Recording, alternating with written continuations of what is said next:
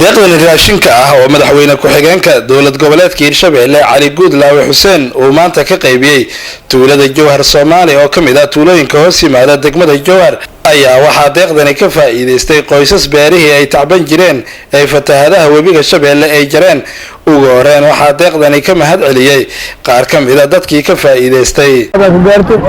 intii soo dhiibtay Allah aqbalo annagana waxa Ilaahay rajayna saadisi ka wanaagsan inaan sharafna noolado waxaan adiga codsanayna khayr Allah inuu siiyo gudoomiyaha maamulka gobolka Shabeellaha Dhexe Axmed Meere Makaraan ayaa ku baaqay in la gargaaro dadkan dhibaataysan bacda salaan waxaan maanta joognaa Jowhar Soomaali oo aan maaragtay ugu qaybaynay dad muxsiniina sadaqa ay la soo baxeen dadka degan Jowhar Soomaali oo maaragtay ayadoo abaarta guud ahaan jirtay haddana ay xoogaa biyo dalagii ay ka saameeyeen ayaa waxaa maaragtay maanta loo gartay inay maaragtay deeq yar oo dad muxsiniina ay soo sadaqaysteen in la soo gaarsiiyo deeqdaas oo aan saas u badnayn laakiin tayadeeda ay wanaagsan tahay intii ay shana maanta ay maaragtay ay wax fiican ay u naqahayso marka ilaahay waxaan leenahay bedel khayr qabaha siiyo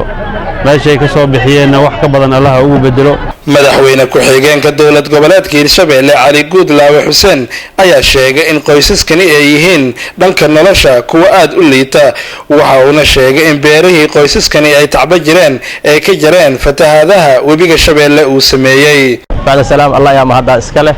oo noo suuro geliyay deeq raashin inaan dad ay abaarihi saameeyeen horay haddana beeri markay tacbalahaayeen ay biyaha ka gashay inaan maanta uu si nabadgelyo aan ugu qaybin Allah noo suuro geliyay ama hadda iska leh deeqdan waxay naga soo gaartay jaaliyad ka soo jeedo deegaankan oo ku nool Sweden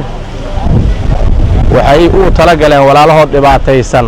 inay wixii ay ka gaari karto laga gaarsiiyay ugu tala galeen nasiib wanaag waxay ugu soo aaday xilli bil Ramadaana oo dadku ay maaragtay sooman yihiin gacantoodan ay wax ku jireen ay ugu soo aaday ilaahay ayaa mahadaas iska leh deeqdii aad noo soo wakiilateen aad tireen ummadda waxay ka gaari karto hal laga gaarsiiyo waxaan leenahay walaalihiin u baahanaan siinay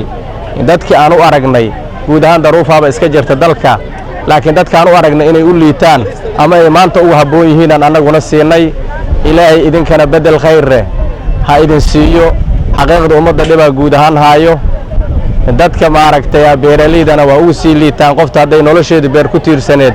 dalagina oo ka ba'ay waxaad moodaa in culeys badan oo maaragtay soo wajahay